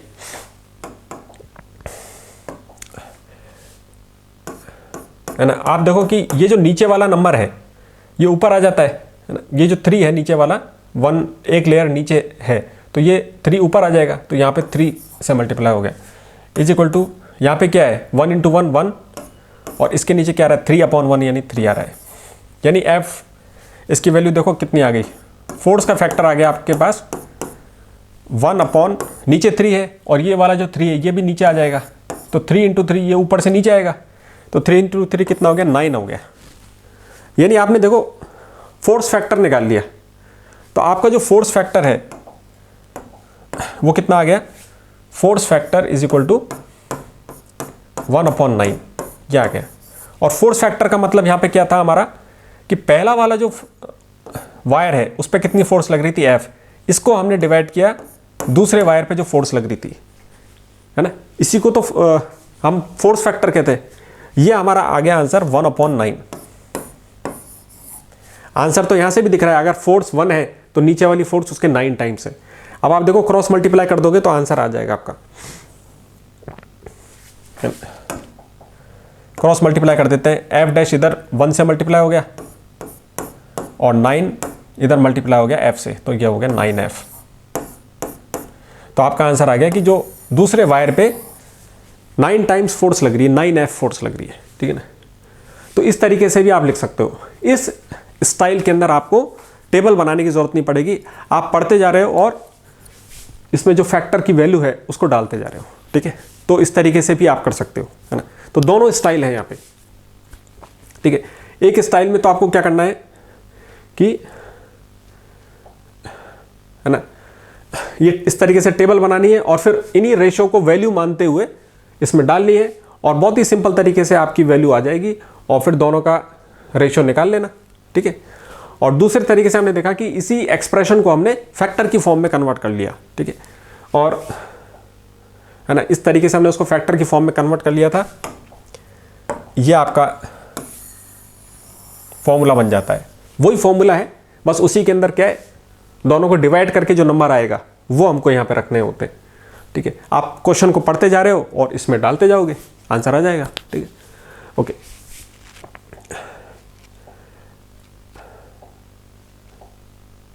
है ना, अब इन दोनों तरीके से हमने आपको क्या करना है, इन प्रॉब्लम्स को अप्रोच करना है। ठीक है, अब आप क्या करोगे कि इस प्रॉब्लम को पढ़ो और दोनों स्टाइल से इसको सॉल्व करो। ठीक है, जो भी आपको अच्छा लग रहा है, जो भी तरीका आपको अच्छा लग रहा है, या पहले दोनों तरीकों को अप्लाई करके देखो, जो भी आपको सूटेबल लगे, जो भी आपको अच्छा लगे, उससे इसको सॉल्व करना है। ठीक है, ओके, तो ये आपको सॉल्व करना है। ठीक है ना, आप इसको सॉल्व करो, उसके बाद फिर मैं आता हूं। ठीक है, ओके।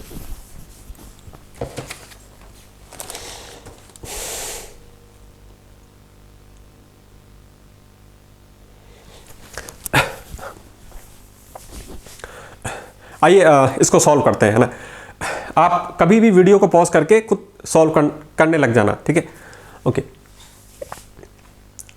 पहले हम पहले वाली स्टाइल से करते हैं। ठीक है,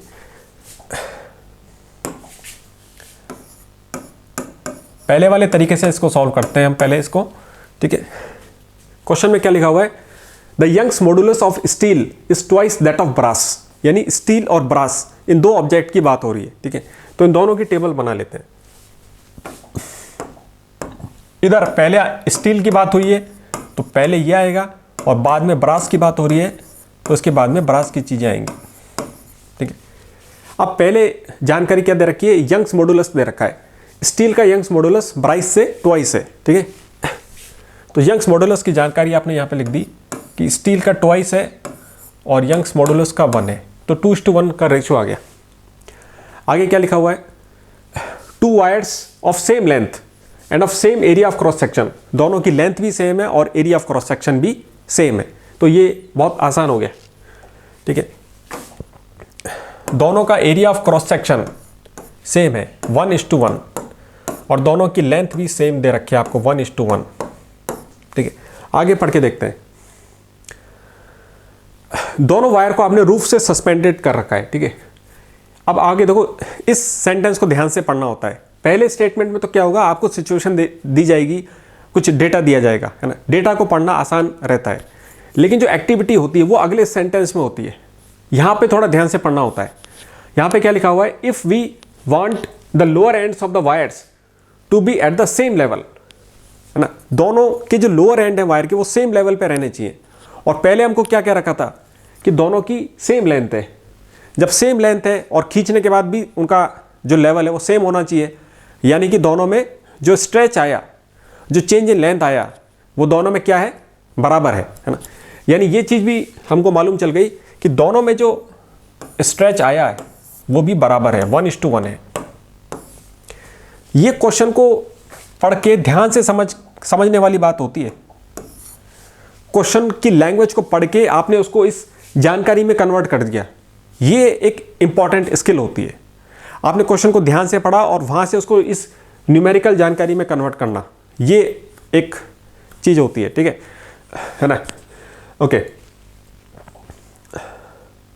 अब क्या लिखा हुआ है यहाँ पे, then the weights added to the steel and brass wires must be in the ratio of, तो दोनों वायर्स पे हमने जो वजन लगाए थे जिसकी वजह से वो खिंचे, है ना, दोनों वायर्स पे हमने कितने वेट्स लगाए थे उनके बीच में रेशियो पता करना है। ठीक है, आपको बाकी सारी चीज़ों के बारे में रेशियो मिल गया। अब वेट के बारे में क्या रेशियो आएगा कि उन पे हमने क्या वेट्स लटकाए जिसकी वजह से उनमें खिंचाव आया, उनके बीच में रेशियो निकालना है। ठीक है ना, वेट का मतलब क्या हुआ, फोर्स। वेट का मतलब एक तरीके की फोर्स होती है, mg फोर्स होती है। ठीक है ना, ओके। तो फोर्स के बारे में बात हो रही है, तो फोर्स का जो रेशियो है, पहले वाले पे सपोज कीजिए आपने w वेट लगाया और यहां पे आपने w डैश वेट लगाया, इस वेट में आपको रेशियो निकालना है। ये है बात कहने का मतलब, है ना। बस अब आपको क्या करना है, ये टेबल आपके सामने, दोनों पे एक्सप्रेशन को अप्लाई करना है। फॉर्मूला क्या है हमारा,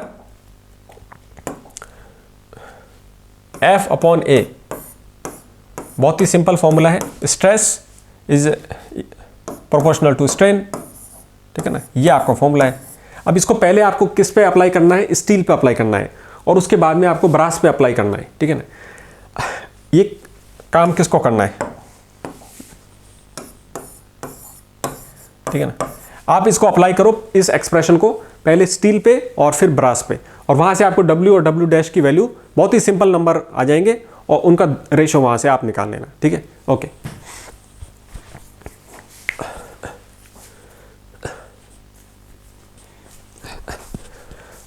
है ना, आप इसको खुद ट्राई करके देखना, आपको बहुत आसान लगेगा, ठीक, ओके। अब देखो इसमें एक्सप्रेशन को अप्लाई कर देते हैं यहाँ पे, है ना। पहले स्टील के लिए अप्लाई करते हैं, तो स्टील के अंदर फोर्स कितनी हो गई है, F की वैल्यू कितनी आ जाएगी, W हो जाएगी। एरिया कितना है 1, स्टील का एरिया कितना है 1, यंग्स मॉडुलस कितना है स्टील का 2, डेल्टा L कितना है स्टील का 1, लेंथ कितनी है 1। तो आप देखो W की वैल्यू आ गई आपके पास, W इज इक्वल टू 2 आ गया, बस, है ना, बहुत ही सिंपल है। अब आप देखो इसको हटा के अब हम ब्रास पे अप्लाई कर देते हैं। तो ब्रास पे जब आप अप्लाई करोगे तो फोर्स कितनी है ब्रास पे, उस पर आपने W डैश वेट लगाया, एरिया कितना है ब्रास का 1, यंग्स मॉडुलस ब्रास का 1, डेल्टा L कितना है 1, लेंथ 1 आ गई ब्रास की। तो W डैश की वैल्यू कितनी आ गई 1 आ गई।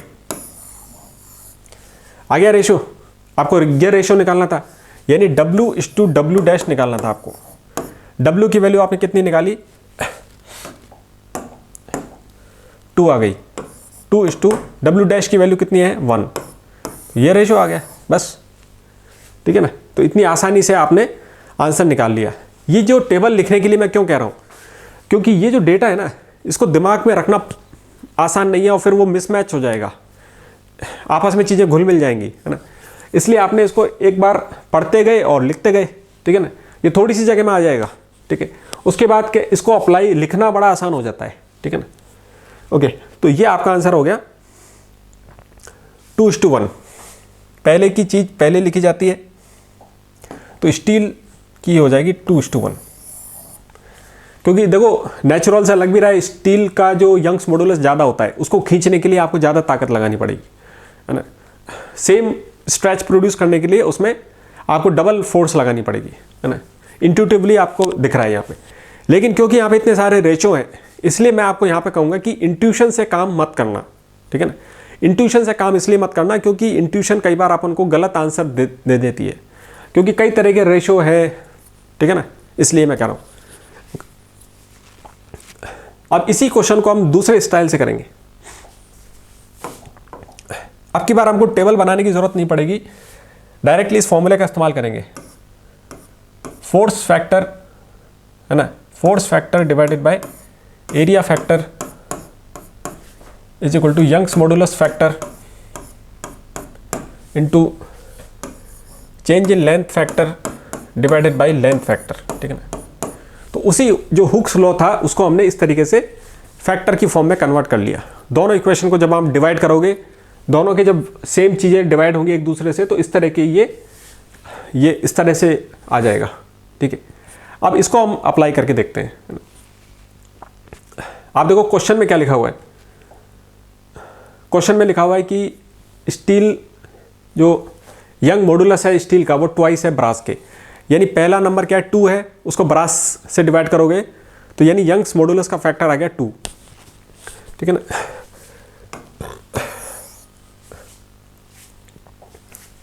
यहां पे लिखते हैं इसको दोबारा, force factor divided by area factor Young's modulus factor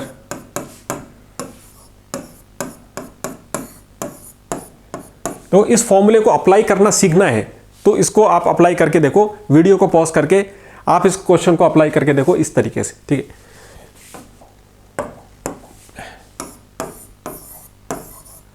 question पढ़ते जाना और ये फैक्टर निकालते जाना और इसमें रखते जाना, ठीक है, ये काम करना है ना।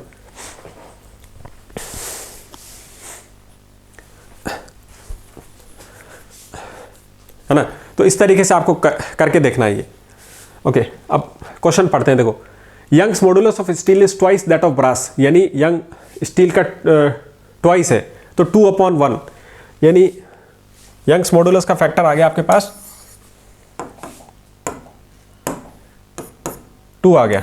स्टील को पहले लिखना है, ये यहाँ पे ध्यान रखना है, पहले स्टील का नंबर आ रहा है और बाद में ब्रास का आ रहा है। स्टील डिवाइडेड बाय ब्रास, जो पहले जिसका जिक्र होता है वो पहले आता है और उसके बाद में दूसरी चीज आती है। ठीक है, आगे क्या लिखा हुआ है, 2 wires of the same length and same area, है ना, दोनों की लेंथ सेम है और दोनों का एरिया भी सेम है। यानी एक और चीज, 2 चीजें मालूम चल गई, है ना, दोनों का एरिया सेम है, यानी दोनों का एरिया डिवाइड करोगे तो क्या नंबर आएगा, 1 आएगा। इनटू दोनों की लेंथ भी सेम दे रखी है तो दोनों को लेंथ को डिवाइड करोगे तो क्या फैक्टर आएगा, 1। ये सब चीजें आ गई। ओके, ये फोर्स फैक्टर निकालना था आपको, इसको ऐसे ही छोड़ देते हैं। ठीक है, और change in length, change in length क्या है, दोनों की जो लोअर एंड है वो सेम लेवल पे रहने चाहिए, यानी उनकी दोनों की लेंथ सेम है और दोनों को आपने खींचा इस तरीके से कि दोनों का लोअर एंड भी सेम लेवल पे आ गया, यानी कि उनके बीच में जो स्ट्रेच है वो सेम है। तो चेंज इन लेंथ का जो फैक्टर है ये कितना आ जाएगा, क्योंकि दोनों में सेम स्ट्रेच हुआ है तभी तो वो सेम लेवल पे आ गई, यानी ये भी 1 फैक्टर है ना, यानी दोनों में सेम चेंज हुआ है। ठीक है, तो ये भी आपके पास फैक्टर आ गया 1। तो आप देखो आसानी से ये सारे नंबर आ गए और यहाँ पे आपकी वैल्यू आ गई, फोर्स फैक्टर की वैल्यू आ गई 2 आ गई। और इसका क्या मतलब होता है फोर्स फैक्टर का, फोर्स फैक्टर का मतलब होता है पहले वायर पे आपने कितनी फोर्स लगाई थी, पहले वायर पे आपने W फोर्स लगाई थी और उसको आपने दूसरे से डिवाइड कर दिया, दूसरे वायर पे आपने W डैश फोर्स लगाई थी और ये नंबर आ गया आपके पास 2, यानी 2/1। आपको रेशियो दिख रहा है यहाँ पे, W/W1 कितना आ गया, W2 है और W डैश 1 है ना। ये भी देखो ऐसे भी इसको पढ़ते हैं, इसके सामने जो नंबर है वो इसका नंबर है और इसके सामने जो नंबर है वो इसका नंबर है, तो W/W डैश, यानी ये रेशो कितना हो गया, W2 है और W डैश 1 है, ये रेशो आ गया 2:1। तो ये तरीका भी अच्छा है, इसमें आपको कोई टेबल बनाने की ज़रूरत नहीं पड़ी, आपने ये फॉर्मूला अप्लाई किया डायरेक्ट और फैक्टर को आप मन में कर सकते हो, है ना। जैसे ही आपने फैक्टर को मन में डिवाइड करके वो नंबर पता कर लिया, उस नंबर को आपने दिमाग में नहीं रखना, उसको सीधे यहाँ पे डालना है ताकि उससे आपका पीछा छूटा है ना, उसको दिमाग में रखने की ज़रूरत नहीं पड़ेगी। जैसे ही आपने वो नंबर निकाला, आपने इक्वेशन में डाल दिया उसको, ठीक है। अब आगे पढ़ा तो जैसे जैसे आपको मालूम चलते जा रहे हैं फैक्टर, वो आप इक्वेशन में डालते जा रहे हो और बहुत ही आसानी से आपका नंबर आंसर आ गया, ठीक है। ओके, अब एक और प्रॉब्लम है ना,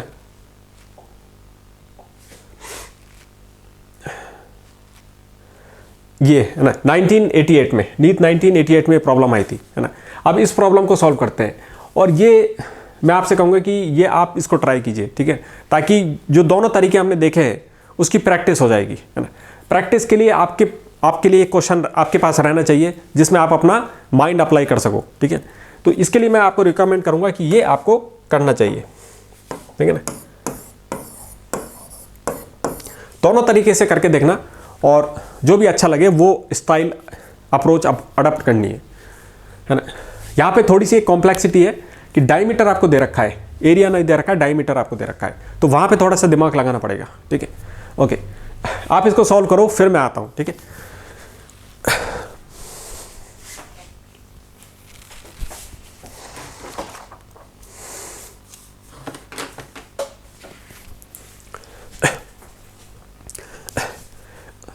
है ना, अब मैं इसको सॉल्व कर देता हूं और जिसको खुद करना है वो अभी भी वीडियो को पॉज करके इसको सॉल्व करे, ठीक है। मैं जो सॉल्यूशन करूंगा वो किस लिए है, ताकि आप अपने सॉल्यूशन को वेरीफाई कर सको और अपनी स्टाइल को देख सको कि एफिशिएंट कैसे किया जाएगा, है ना, और वहां से आपको सीखना है, ठीक है ना। ओके, अब आप देखो यहां पे क्या लिखा हुआ है, 2 wires A and B are of the same material. 2 wires हैं और दोनों सेम मटेरियल के हैं और जैसे ही आपको मालूम चल गया कि यंग्स मॉडुलस दोनों का सेम है, ठीक है ना। ओके, 2 वायर है, ये फर्स्ट वायर है ना, ये पहला वायर हो गया आपका और इस टू ये सेकेंड वायर हो गया। दोनों का आपको यंग्स मॉडुलस के बारे में सबसे पहली जानकारी दे दी कि दोनों का सेम मटेरियल का है, यानी दोनों का यंग्स मॉडुलस सेम आ गया।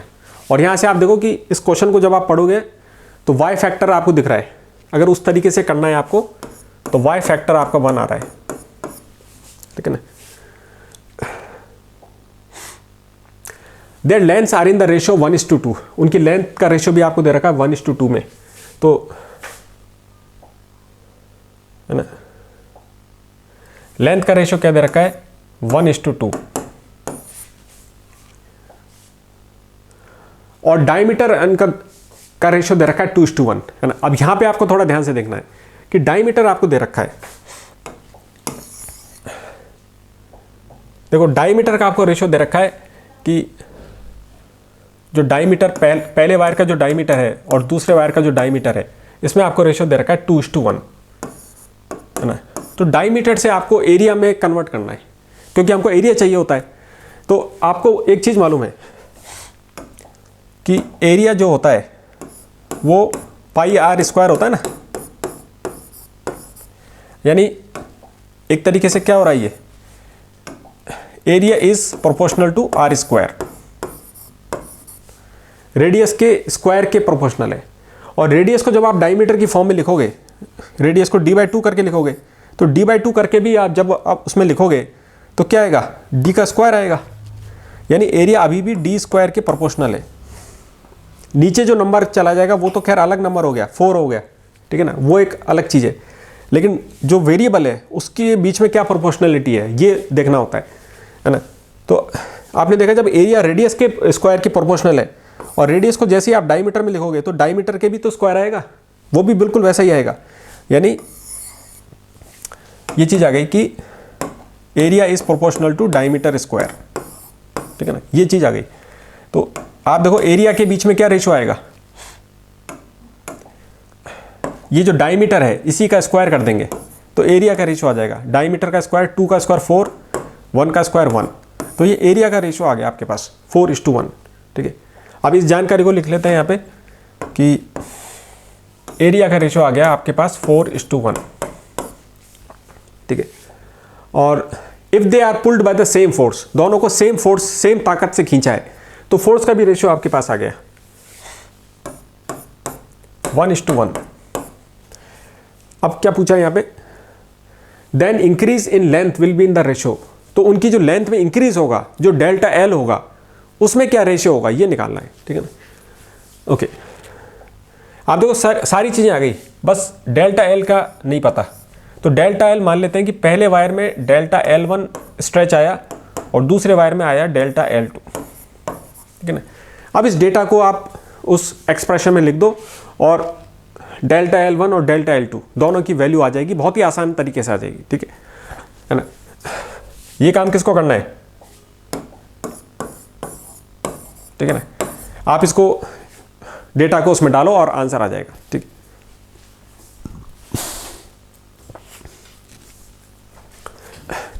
देखो जैसे ही मैं यहां पे यू लिखता हूं इसका मतलब होता है पॉज करना का टाइम आ गया, आप इसको पॉज करके फिर खुद कर सकते हो, ठीक है ना। ओके, अब आप देखो दोनों को बहुत आसानी से अप्लाई कर सकते हैं इसमें। हमारा एक्सप्रेशन क्या है, force upon area is equal to Y upon Y into delta L upon L. पहले वायर के लिए अप्लाई कर दो, पहले वायर की फोर्स कितनी है 1, एरिया कितना है 4, ठीक है ना, एरिया 4 है ना, वाई कितना है 1, डेल्टा एल कितना है उसका, डेल्टा एल 1 मान लिया आपने, पहले वायर में डेल्टा L1 स्ट्रेच आया, लेंथ कितनी है उसकी 1 है, ठीक है ना। तो आप देखो यहां से आपको नंबर दिख गया, डेल्टा L1 की वैल्यू कितनी आ गई, ये तो 1 है, 1/4 आ गई, यानी डेल्टा L1 की वैल्यू आ गई आपके पास 1/4, यह आ गई, ठीक है ना। या इसको डायरेक्टली यहां पे लिख देते हैं, इस वैल्यू को डायरेक्टली यहां पे लिख देते हैं, डेल्टा L1 की वैल्यू आपके पास आ गई 1/4, ठीक है ना। अब दूसरे पे अप्लाई कर देते हैं, दूसरे पे फोर्स कितनी लग रही है 1, एरिया कितना है 1, यंग्स मॉडुलस कितना है इसका 1, डेल्टा एल कितना है इसका आपने मान लिया डेल्टा L2 है ना, इतना इसमें स्ट्रेच आया। लेंथ कितनी है 2, ठीक है ना, ये आ गया आपके पास। आप देखो ये 2 कहाँ चला जाएगा, ऊपर चला जाएगा। यहाँ तो ये 1 है और नीचे 2 है, तो 2 ऊपर चला जाएगा। तो डेल्टा L2 की वैल्यू कितनी आ गई, डेल्टा L2 की वैल्यू आ गई आपके पास 2 आ गई है ना। तो यहाँ लिख देते हैं इसको, डेल्टा L2 की वैल्यू 2 आ गई आपके पास, ठीक है ना। अब रेशियो के अंदर आपको इसको सिंप्लीफाई करना है, तो नीचे जो नंबर है अगर इसको दोनों रेशियो को 4 से इंटू कर देते हैं तो उससे क्या होगा कि नीचे जो ये फ्रैक्शन में ये हट जाएगा है ना। तो आपने दोनों को क्या किया, 4 से इंटू कर दिया।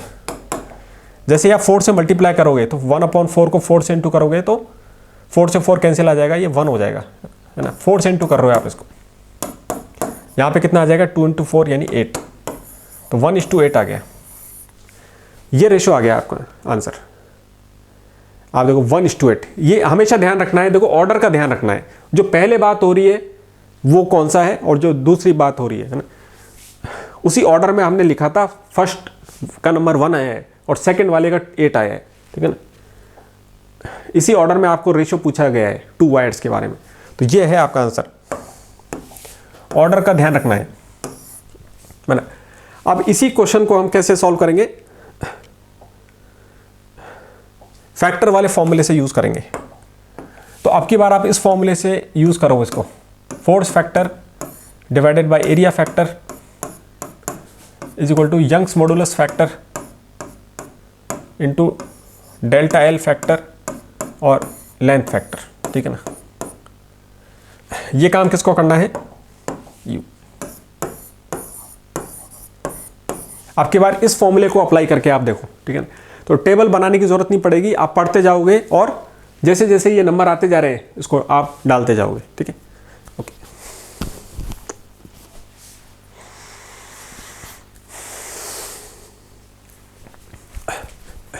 है ना। आइए इसको सॉल्व करते हैं, है ना। ओके, अब आप देखो क्या लिखा हुआ है, 2 wires A and B are of the same material, दोनों सेम मटेरियल के हैं, यानी वाई फैक्टर कितना हो गया 1, दोनों का सेम यंग्स मॉडुलस होगा। तो आपने लिख दिया यहां पे वाई फैक्टर की वैल्यू लिख दी 1, ठीक है। आगे पढ़ते, their lengths are in the ratio 1:2, तो दोनों की लेंथ का रेशियो आपको 1:2 दे रखा है। पहला नंबर कौन सा है 1, इसको डिवाइड करना है दूसरे वाले से, तो 1 को डिवाइड करना है 2 से, 1/2 यानी 1/2। तो लेंथ का फैक्टर कितना आ गया 1/2, है ना। ये आपको लेंथ दे रखी है यहाँ पे, ये जो लेंथ है नीचे वाली, इसका फैक्टर आ गया 1/2, ठीक है। और दोबारा पढ़ते हैं आगे, and diameter are in the ratio, उनका डायमीटर ये है 2:1, है ना। तो डायमीटर जब 2:1 है तो एरिया कितना होगा, area is proportional to diameter square. तो एरिया का रेशियो आ गया आपके पास 4:1। पहला नंबर कौन सा है 4, उसके बाद में 1 से डिवाइड करना है, तो 4 डिवाइडेड बाय 1, फैक्टर कितना आ गया 4 आ गया। ये सारी जो प्रोसेसिंग है ना, छोटी मोटी मैथ है, ये बहुत इजीली हो रही है, ये तो मैं बताने के लिए आपको कर रहा हूँ, ठीक है ना। जब आप इसको प्रैक्टिस कर लोगे तो ये आप डायरेक्ट ही पता कर लोगे। तो एरिया का फैक्टर कितना आ गया 4 डिवाइडेड बाय 1 यानी 4, तो एरिया का फैक्टर आ गया आपके पास, ये एरिया लिखना है आपको, 4 आ गया, इसका नंबर 4 आया है, ठीक है ना। ये ध्यान रखना ये 4 आया है, ये 1/4 नहीं है 4 है, ठीक है ना। पहला नंबर कौन सा था 4 था, तो 4 को 1 से डिवाइड करेंगे तो 4 ही आएगा, ठीक है ना। तो इसलिए एरिया का फैक्टर आपने 4 लिख दिया। अब आगे लिखा हुआ है, if they are pulled by the same force, जब फोर्स सेम है दोनों पे तो फोर्स का फैक्टर भी 1 आएगा। दोनों पे सेम फोर्स लग रही है तो फोर्स डिवाइडेड बाय फोर्स यानी 1, तो ये आपने 1 लिख दिया यहाँ पे। और ये आपसे पूछा गया है, ये तो क्वेश्चन में हमसे पूछा है, तो ये हम ऐसा कैसे लिख देते हैं यहाँ पे डेल्टा एल एफ। अब आप देखो ये है ना, इसको सॉल्व करना है। आप देखो जो नीचे वाला नंबर होता है ये 1/2 होता है, ये 2 ऊपर चला जाता है क्योंकि ये एक लेयर नीचे है तो ये ऊपर चला गया, तो कितना आ गया ये 2 × डेल्टा एल एफ, और उधर क्या है 1/4। अब क्या होगा, आपको इसकी वैल्यू चाहिए है ना, हमको तो इसकी वैल्यू चाहिए, तो 2 नीचे चला जाएगा, कितना आ गया आंसर, ये आंसर आ गया आपका 2 नीचे आ गया तो ये 1/8 हो गया, 1/8 is equal to delta L F. और इसका मतलब क्या था, पहला वाला जो लेंथ में चेंज आया है डिवाइडेड बाय दूसरे वाले वायर की चेंज, उससे आपने डिवाइड किया था। इसी को तो हम ये डेल्टा एल फैक्टर बोलते हैं, है ना। तो ये नंबर आ गया आपके पास, देखो, है ना। यहां से आपको दिख रहा है, देखो डेल्टा L1 का नंबर क्या हुआ, इसके सामने जो नंबर होता है 1, और डेल्टा L2 का नंबर क्या हो गया, इसके सामने जो नंबर है 8। यानी delta L1 is to delta L2, ये नंबर क्या हो गया, डेल्टा L1 की वैल्यू कितनी है 1 इज टू डेल्टा L2 किसके जैसा है 8, ठीक है ना। ये चीज़ आ गई, तो दोनों में रेशियो आ गया आपका 1:8। ये 1 है ऊपर वाला, तो नीचे उसके 8 टाइम्स है, 1:8 आ गया, ठीक है ना। यही हमारा आंसर है 1:8, है ना। पहले ये वाला नंबर था तो उसका 1 आया था और दूसरे वाला नंबर 8 हो गया, ठीक है ना। तो इस तरीके से आपने देखा कि इस एक्सप्रेशन का यूज़ करके हम आसानी से इसको सॉल्व कर सकते हैं, है ना। आपको टेबल बनाने की ज़रूरत नहीं है, और अगर ये तरीका सही नहीं लग रहा आपको तो टेबल वाले तरीके से आप करना चाहिए, क्योंकि इनको रेशियो का मन में नहीं रख सकते ज़्यादा देर के लिए, नहीं तो चीज़ें मिसमैच हो जाएंगी, है ना। ओके, तो इस तरीके से आपको ये सॉल्व करना है ना। Okay, so thank you for today, see you next time. Okay, thank you.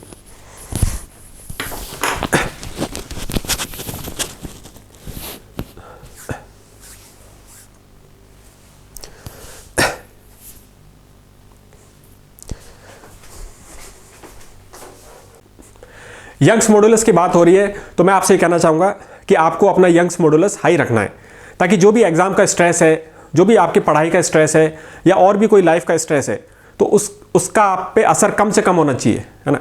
ऐसा नहीं होना चाहिए कि जरा सी कोई नंबर कम आ गए तो आप परेशान हो गए, या जरा सा कोई प्रॉब्लम सॉल्व नहीं हुई तो हम परेशान हो गए, है ना। ऐसा नहीं होना चाहिए, ये एक पार्ट ऑफ द प्रोसेस होता है, ठीक है। आपको हमेशा उससे एंगेज होना होता है, ठीक है, और रास्ता निकालना चाहिए, ठीक है। ऐसा कैसे होगा, जब आप ये समझोगे कि फेलियर और सक्सेस एक पार्ट ऑफ द प्रोसेस होता है।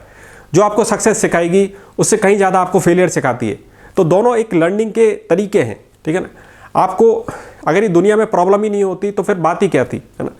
तो उसका आपकी पर्सनैलिटी पे कम से कम असर पड़ना चाहिए। जो भी आपके ऊपर बाहर से स्ट्रेस पड़ रहे हैं, आपकी पर्सनैलिटी आपको वैसी रखनी है, एक आपको खुद पे विश्वास होना चाहिए और इस दुनिया पे विश्वास होना चाहिए, ठीक है, और रास्ता निकलता चला जाता है, ठीक है। तो अपना यंग्स मॉडुलस हाई रखें, और प्रॉब्लम चाहे कितनी भी टफ हो वो सॉल्व हो जाएगी, ठीक है। सिर्फ आपको अपने माइंड को ओपन रखना है और सीखते रहना है, ठीक है। Okay, see you next time.